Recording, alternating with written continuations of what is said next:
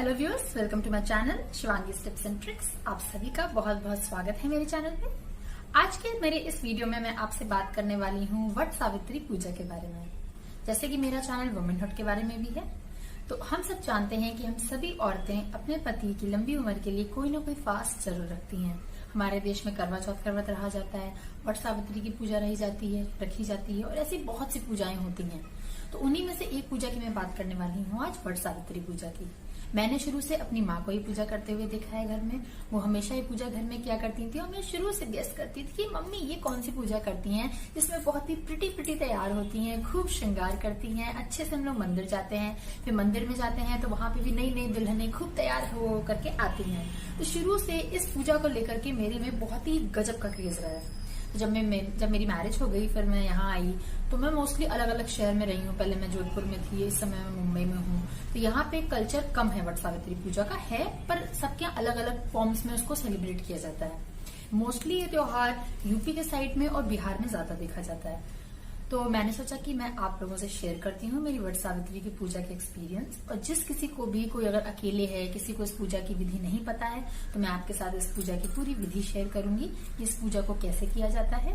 सबसे पहले मैं आपको बताऊंगी वट सावित्री पूजा के बारे में। इस पूजा का, जैसे कि आपने नाम सुना है वट सावित्री, सावित्री जी के नाम पे पूजा है। सावित्री जी ने अपने पति सत्यवान जी को मौत के मुंह से बाहर निकाला था।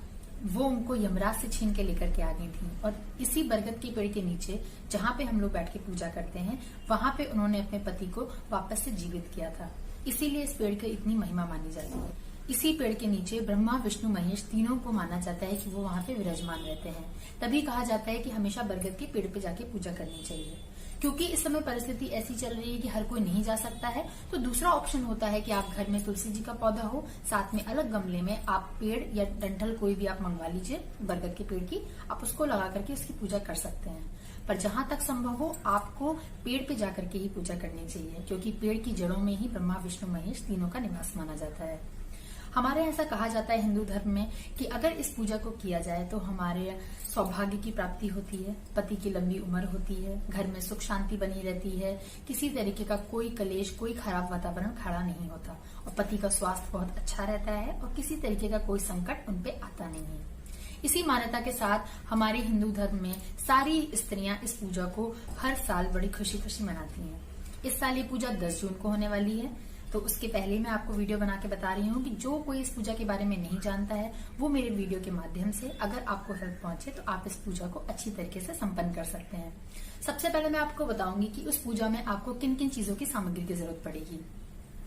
सबसे पहले आपको काले चने की जरूरत पड़ेगी। काला चना आपके पास होना चाहिए, कच्चा सूत, हल्दी, चावल ऐपन बनाने के लिए, सिंदूर, और आपको प्रसाद बनाना होगा। प्रसाद में आप बनाएंगे बरगद। मैं आपको बताऊंगी बरगद कैसे बनाए जाते हैं।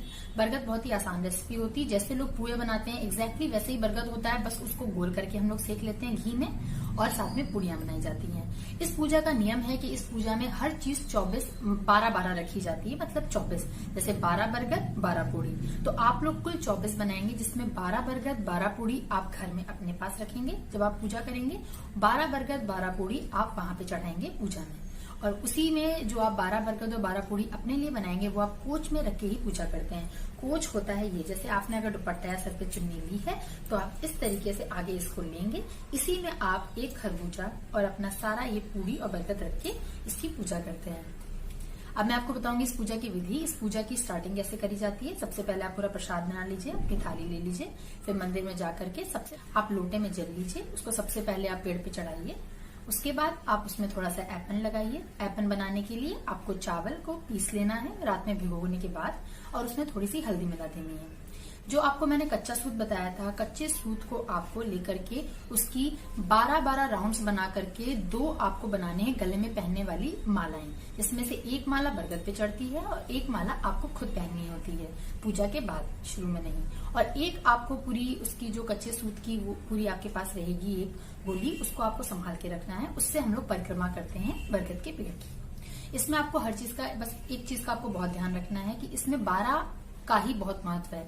12 परिक्रमाएं लगाई जाती हैं, 12 चने आपको लीलने होते हैं, 12 पूड़ियां चढ़ाई जाती हैं, 12 बरगद चढ़ाए जाते हैं। तो इस चीज का खासा ध्यान रखिएगा। और जो माला भी आप बनाएंगे वो भी आपको कच्चे सूत के 12 राउंड 12 चक्कर लगाने के बाद बनाने हैं। इस चीज का ध्यान रखिएगा। बस आपको जाना है, इस पूजा को संपन्न करना है। सबसे पहले आपने जल चढ़ाया, फिर आपने उस पे अक्षत, आपका जो ऐपन है वो लगाया, आपने पुष्प चढ़ाया, आपने प्रसाद चढ़ाया, आपने आरती करी। आरती के बाद आपको उठना है, बरगद के पेड़ में कली होती है उसको तोड़ना है, उस कली के 12 हिस्से करने होते हैं। 12 आपको चने लेने हैं जो आप भिगो के आपने रात भर फुला के रखे हुए थे। उसको आपको पहले आपको परिक्रमा लगानी है। परिक्रमा में जब आपकी एक परिक्रमा पूरी हो जाएगी तो आप उस चने को वहां गिरा देंगे, फिर आप दूसरी परिक्रमा लगाएंगे, फिर आप उस चने को गिरा देंगे। इस तरीके से आपको 12 परिक्रमाएं लगानी है। जब आप परिक्रमा करके आके बैठेंगे तब आपको जो आपने कली तोड़ी थी उसके 12 हिस्से जो आपने करे थे उसमें से एक हिस्सा लेना है, एक चना लेना है, पानी के साथ गटक जाना है, दांत बिना लगाए। इसी तरीके से आपको 12 बार ये करना होगा। चना और थोड़ा सा वो कली का टुकड़ा, बस दांत नहीं लगना चाहिए। इस तरीके से आप उसको पानी से ले लेंगे, तब आप भगवान के सामने माथा टेकेंगे। उसके बाद ऐसा नियम होता है कि आपको अपने पति के पैर भी छूने होते हैं। ये सब करके आपकी पूजा संपन्न हो जाएगी।